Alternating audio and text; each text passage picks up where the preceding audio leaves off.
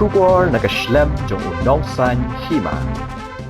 Ka HANM Riboy District haka Sauterik Ujemang kalalej banya kendo yawa lakamen rembui umentri ka kampo yang kejela bat ban IT ya ka Dwarka salor ka jingdawa kentiu kerdan ya ka umsning police outpost ya ka police station.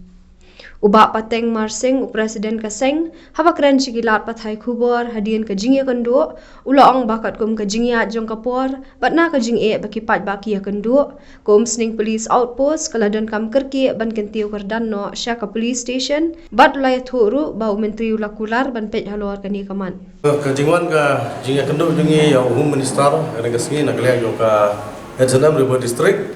na kaleng jungi ngiwan ban kendo ban dawa na Home Minister ban naga government aga bedai ban upgrade ya ka umsning outpost ban upgrade no ka police station nama nagaleng kaseng ngiui ka jinglong jingman jong ka umsning menta ka de gawai na ki sentar po Riboy de ngiui ba ka population ka ba katega outpost kan chat ka poi hadu nriu pho hajar bat kisnong ki ba kentup ki poi hadu sanpot li kisnong de ngila I don kam ban upgrade no ya katega outpost ya ka police station namar ka umsning kadai ka sen kadai ka wei na ki sentar ka ba ki pai ba ki lek ki wan ma po ka dong Riboy ka jungi dena ka seng ngi penpau sa ka sarkar ba khamtam ya I home minister ba ni singi ho ni ai kuble I ba ilai ka asuran na kamta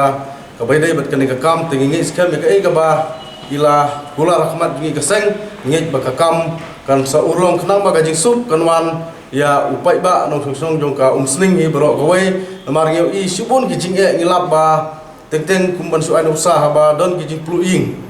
jenjar apa riam sning kan apa ki biar service ke ingala ingkhong ka daw kalong ba tangka outpost ka no egila ka wei ba ngeu I ba ki man pawar ki duna ka outpost te kumta la don kam kerki ya kana ka outpost ban upgrade no sya ka police station te nagal yang seng kanum kut te metasngi nginang ya buddin ni kana ka kam hadu bakan urlong ba ngi kwa ai ba nginyo ya ka police station hakte hapo umsning